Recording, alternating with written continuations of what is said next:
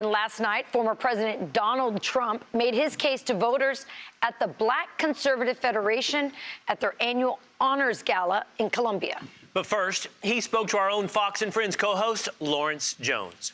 What's up, Lawrence? Who's back with us right now? Hey, good morning, fam. I had the opportunity to talk with 45. Talked about the latest issues facing the country, the breaking news with the courts, as well as IVF, as well as what does he think what's gonna happen in South Carolina. This is what the former president had to say. Watch. All right, Mr. President, this is the final stretch. This is the eve before the election in South Carolina. What's the final message for the people? Whether we're going to make America great again, we have a real problem. Our country has never been this way. It's never been so dangerous or so sick. When you look at millions and millions of people pouring in through our border, coming in at levels like nobody's ever seen before, I think the real number will be 18 million people by the time this guy is finished. He's destroying our country. He's a horrible president, and we have to change on so many different levels. Mr. President, but you got Nikki Haley. She's still in the race. When I look at the cash on hand, yeah, the RNC versus the DNC, they got a lot of money in the DNC. Why is she still in the race? And are you concerned about the cash flow? No, well, I mean, we have a lot of cash and we're doing well and we have a much better message. She has raised some money, but it's not a lot. Mm-hmm. It's mostly from Democrats. I mean, she's getting her money from Democrats. So, and actually Biden Democrats, now they're going to vote for him if he runs. I don't know that he's going to get to the start. You don't think he's going to be on the ticket? Look, I see the way he is. I'm not sure, but I'd like to see him run. I think it would be great. I would be very happy. Mr. President, let's talk about some of these court issues. So the judge, the breaking news is saying no delay in New York. What's that going to look like? Well, nobody's ever heard of such a thing. He comes out with a verdict and you're supposed to put up a bond. It takes you a period of time to get a bond. You have to go to a bonding institution. It's a sham. It's a horrible thing. We did nothing wrong. He knows we did nothing wrong. He practically said we did nothing wrong. The banks were happy. There was no victim. There was no jury. Wouldn't allow a jury. Mm-hmm. We had a clubhouse politician decide that Trump should pay $355 million on a situation where it was perfect. Mr. President, that's not the only case, though. You got the case now here in Florida, and you're telling the judge, you say, you got to throw this out based on immunity alone. Sure. Where does this go? Sure. I think the one in Florida, you're talking about the documents case. Sir. Well, they're not trying Joe Biden, and he had 50 years of documents, and he had classified documents all over the place, including Chinatown, including under his Corvette in a garage. I did nothing wrong, and I come under the Presidential Records Act. So we just put in, for a dismissal of that case. You know that. You probably saw that. We should be dismissed. I tell you, in the history of our country, there's never been anything like this. This is what a third world country does. It's the greatest scam in political history. It's a witch hunt. It's the greatest witch hunt, certainly, in political history. Mr. President, you made a very strong statement about the case in Alabama and the IVF treatment.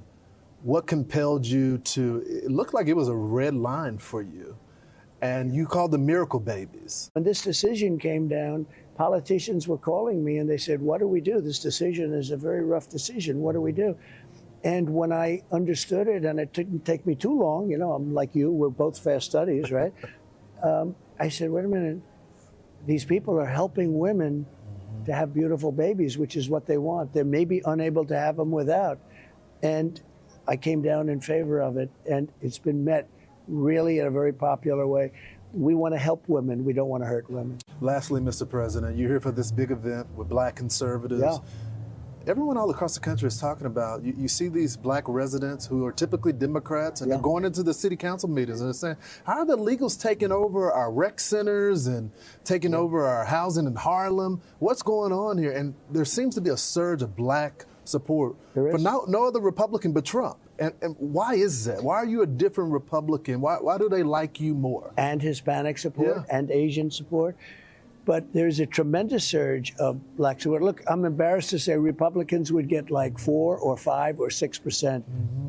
And I'm at 28%. And I think we're going much higher. The illegal immigrants that are coming in, and they're rough people. In many cases, they are not sending their finest for the most part.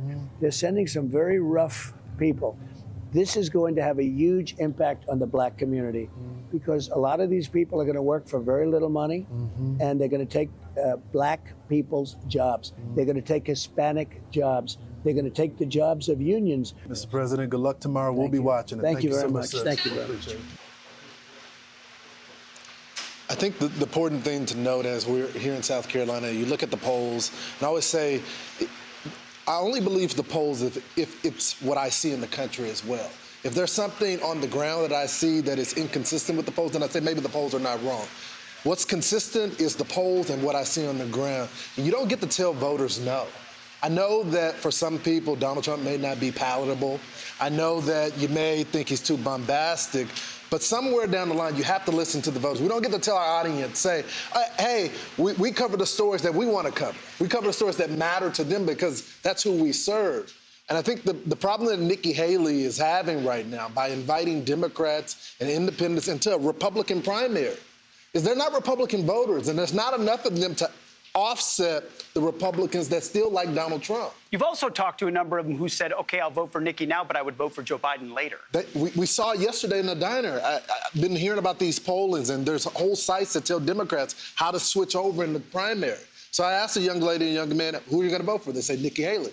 I go, so when you get to the general election, who are you going to vote for? And they said, Joe Biden. So, I mean, she has a real problem. This is her home state. Now, maybe it's a pride thing for me. I'm a Texas boy. I would hate to lose my state. That would be hard for me to recover from. Maybe politicians are different. Yeah, I wonder how much money would it take for you not to be embarrassed to lose it? Not enough. That's what. I don't know. I think what's interesting is, I mean, this is a real divide in the party, and it's not like what I mean is that there are some people who are still committed to this sort of Chamber of Commerce, old way of doing things. The problems are so huge, and he's been vindicated on things like the border, even like when he said they were spying on me and that turned out to be true. He keeps getting vindicated, and people are having to kind of acknowledge that. Well, Rachel, to your point, there is a divide, and there is a part of that Republican Party that is still there. But I give credit to the other candidates because they read the room. They may have had a different agenda, and they may have said, listen, I want to present my ideas. You even had Tim Scott that said, nice guy. And he said, look, I hear the people saying, he had a lot of money, more money than Nikki Haley. He said, listen, they're not saying that they don't like me. He said, not now, Tim, not now. And you got to listen to the voters. You don't get to dictate, the process. Yeah. This is not a coronation when you got 90% of the Republican base saying this is what they want. But the donor class has always felt that they had a bigger say, and we'll see. It sounds like the people are speaking. Nice job. Thanks, bro. Yep, as always. I'm Steve Doocy. I'm Brian Kilmeade. And I'm Ainsley Earhart. And click here to subscribe to the Fox News YouTube page to catch our hottest interviews and most compelling analysis.